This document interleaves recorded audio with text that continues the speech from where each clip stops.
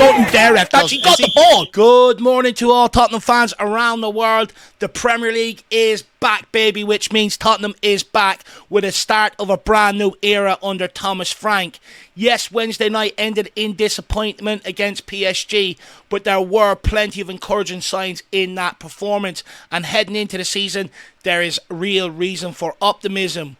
Now, we kick off the campaign at home to Burnley today, newly promoted, well organised and not to be underestimated. They conceded just 16 goals in 46 championship games last season and kept a staggering 30 clean sheets across the course of the campaign.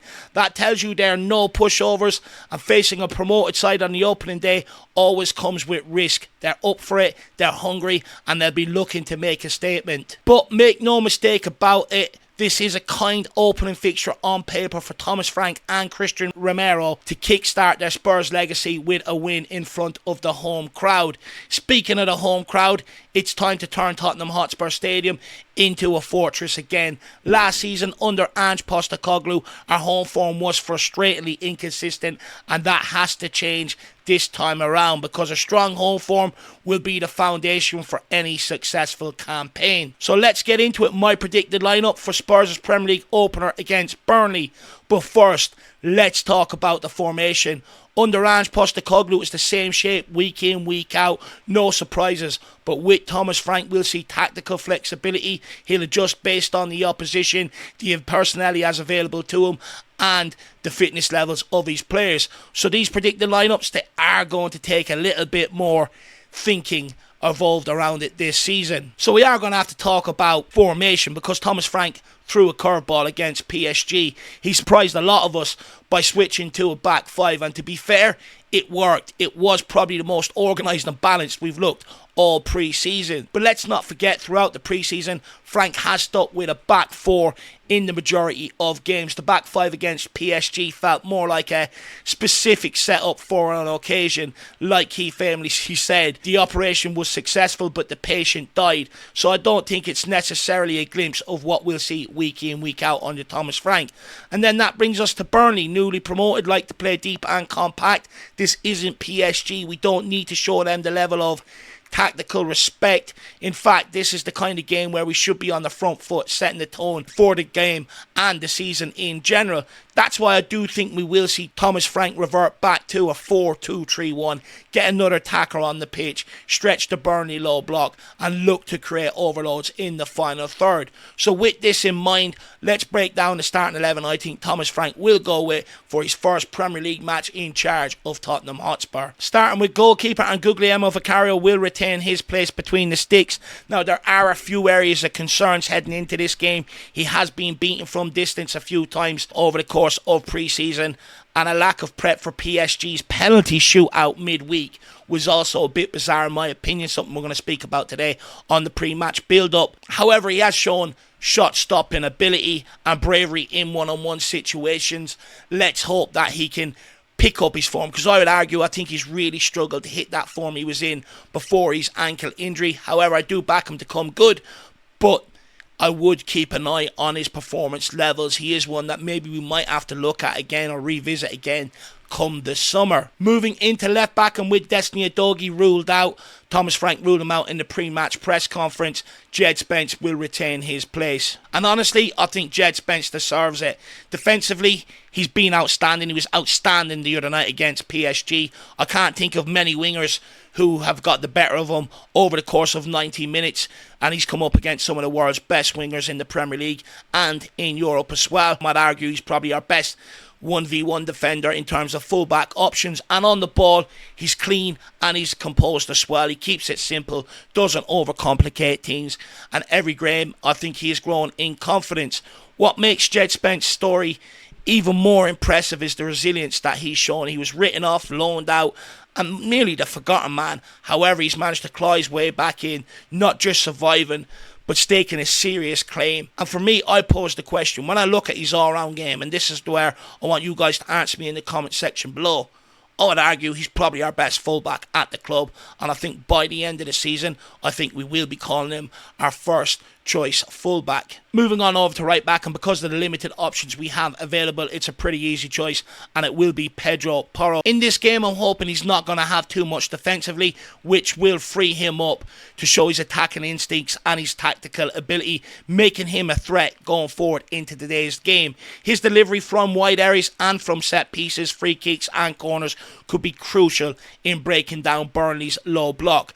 Breaking down low blocks is something we have struggled with in seasons gone by, and that's just because the personnel we have available, we're not the most creative of teams, which means you will be relying on dead ball specialists like Pedro Porro, so hopefully he can play a huge role in today's game. Moving into centre back, starting with the right hand side, and it will be automatic starter, leader, captain Christian Romero. Romero, another one who had an outstanding game against PSG, mopped up a lot of what they threw into the box. Romero brings that sort of aggression, that experience and that winning mentality that we need, especially in games like this where Spurs really need to set the tone early. And of course the great thing is, because we're so good at set pieces now under Thomas Frank, he also provides a massive threat and could potentially add to his goal against PSG. Now the big question is who gets the nod alongside Christian Romero. However, I do think Thomas Frank will stick with Van de Ven, who is another one alongside Romero, had a strong game against PSG and capped it off with a goal,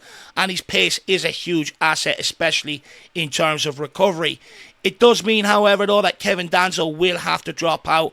And while that's unfortunate, given his form and that long throw weapon, we shouldn't really need long throw-ins to beat a Burnley team at home. Still, Danso emergence is a big positive for Tottenham in general for our centre-backs options. I never really felt like Dragston has posed a serious threat to breaking up that partnership of Van de Ven or Christian Romero. However, I do think that Danso is seriously pushing Romero and Van de Ven's partnership, so I would hope, if he is the one to drop out, that he doesn't lose his head and he keeps his head. Moving into midfield, and we will start with the double pivot, and I'm expecting it to be Rodrigo Bentancur and João Paulinho, and both were excellent against PSG. But we will start with Bentancur. He is the deep lying playmaker in this double pivot. He's the most calm under pressure, always looking to dictate the tempo. Against the deep, well organised Burnley side, Bentancur's role becomes even more important today. For me, he needs to be able to move that ball quickly, break the lines and spot those runs early. This game, I think, will be decided by how well Bentancur can control that midfield and dictate the tempo of the game for Tottenham Hotspur. Where Paulinho comes into this partnership is he is the perfect balance for Bentancur. He is the destroyer. He'll shield that defence, break up play and cover ground, which then frees Bentancur to go up and get on the ball and affect the game in that way. When Spurs are pushing bodies forward, Paulinho's ability to be able to snuff out counters and win second balls will be absolutely vital in us keeping Burnley penned in and retaining control of today's game. And I would argue, when you look at that double pivot, I'm not sure there's much better than that in the Premier League. And then to complete the midfield tree, and I do think Papa Matasar will continue his role as a makeshift number 10. For me, against PSG, he was arguably the best player on the park. I noticed about 15-20 minutes in, when the water break happened, they were giving him instructions, and I remember saying to Jack, I think they're going to instruct him to push further up behind the front two strikers and look to force PSG into mistakes and turn ball higher up. And ultimately, that's what ended up happening. I thought Papa Matasar was absolutely phenomenal on the day in terms of turning over the ball, carrying the ball as well. You know, the famous saying, 70% of the world is covered by water, the other 30% is covered by Papa Matasar. Today, I would hope Frank employs him in a very similar role to play further up alongside Richarlison as the lone striker to get an extra body in there, but also try and force Burnley into mistakes. He will also have to flow in that number 10 space, finding pockets, you know, looking to press high and pick up that ball. I also think this could be a breakout season for Papa Matasar. Over the last two campaigns, I think we've seen glimpses of real quality from Papa Matasar, but he hasn't really put it together consistently over the course of a campaign. However, this pre-season, I think he's taken his performances up another level. He's looked as sharp as a razor, confident, full of running, and for me, I think this will be his breakout campaign. Let me know your thoughts in the comment section below. Moving into the forward line, and we will start with right wing, and this one picks itself. It will be Mohamed Kudus, who was absolutely sensational in the striker role against PSG.